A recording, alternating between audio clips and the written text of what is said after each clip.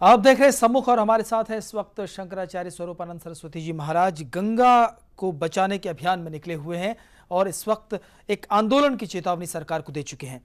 स्वामी जी, अन्ना हजारे ने कहा है कि साधु संत सड़कों पर उतरे हैं गंगा को बचाने के लिए, मैं उनके साथ हूं। क्या आपको लगता है कि आपको अन्ना हजारे को अपने साथ में लेना चाहिए, उससे आंदोलन को बल मिलेगा? सवाल ये है कि अन्ना हजारे अभी तक कहाँ थे। उन्होंने अब तक गंगा के संबंध में कुछ क्यों नहीं कहा। उन्होंने जो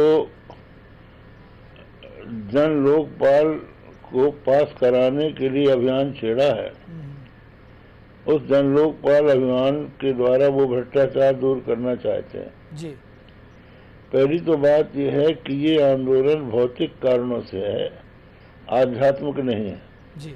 और दूसरी बात यह है कि उनके इस बिल के पास हो जाने पर कुछ मंत्रियों और ऑफिसरों को आप जेल भिजवा सकेंगे। लेकिन उन्होंने आपके आंदोलन का समर्थन किया है।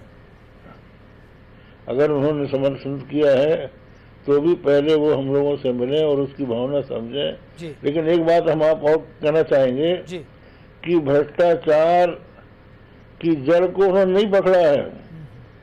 भ्रष्टाचार जो वोटर है, जो मतदाता है, वो शराब पी के और रुपया लेके वोट दे रहा है। भ्रष्टाचार की शुरुआत वहां होती है जी।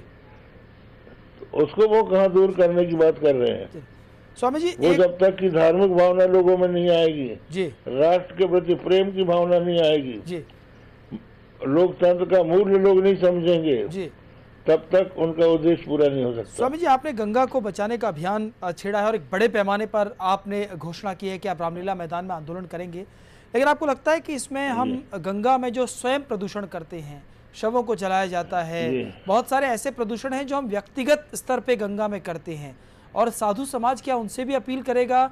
किसी तरह का जो धार्मिक अनुष्ठान है या कई ऐसी चीजें जो बीच में आ जाती हैं, उन पर आपकी क्या राय है? देखिए, हम आपको बताते हैं कि धार्मिक अनुष्ठान के लिए ही गंगा है।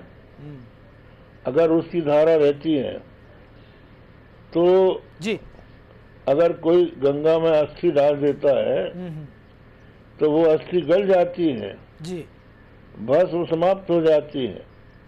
इसमें गंगा का कोई नुकसान नहीं होता अगर उसकी धारा और प्रवाह।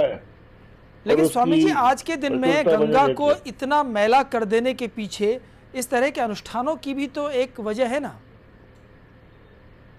कौन सी वजह है? ये तो बात को टालने का तरीका है जी।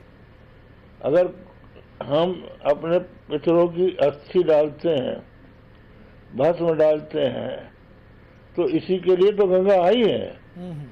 सगर के 60,000 पुत्रों की जो अस्थियां पड़ी थी, भस्म पड़ी थी, उसको जल प्लावित करने के लिए भगीरथ लाए थे। मतलब आपका कहना है कि मोक्ष का साधन है वो। आपका ये कहना है कि धर्म के आधार पर जो भी थोड़ा बहुत प्रदूषण होता है वो स्वीकार्य है। वो गंगा उसको समाप्त कर देगी, समाप्त करती रही है जी। और आप देखिए, आज से 60 साल पहले जी स्थिति ये थी कि कहीं से भी गंगा का जल उठाया जाए, गंगा में वो शक्ति थी कि उसके कीड़े मर जाते थे जी। लेकिन जब से उसकी धारा रोकी गई है, जब से उसमें बांध बांधे गए हैं जी, जब से उसमें भयंकर मलमूत्र छोड़ा गया है, शहरों का जी जी, कारखानों का उदय छोड़ा गया है, तब से उसकी ये शक्ति कम हुई है। स्वामी जी, एक आखिरी सवाल आपसे कि आप रामलीला मैदान में किस तरह का आंदोलन करेंगे गंगा को बचाने के लिए? देखिए, ये बात तो हम लोगों को इकट्ठा करेंगे और तब तक सरकार क्या करती है उसकी समीक्षा की जाएगी जी। और अगर वो संतोषप्रद कार्य कर रही है जी, तो हम उसका सहयोग करेंगे और अगर विरोध कर रही है, हम लोगों की जो मनोभावनाएं हैं उसके विरुद्ध काम हो रहा है, तो वहीं से फिर आंदोलन शुरू हो जाएगा। तो आपको उम्मीद है आपको आंदोलन करना पड़ेगा?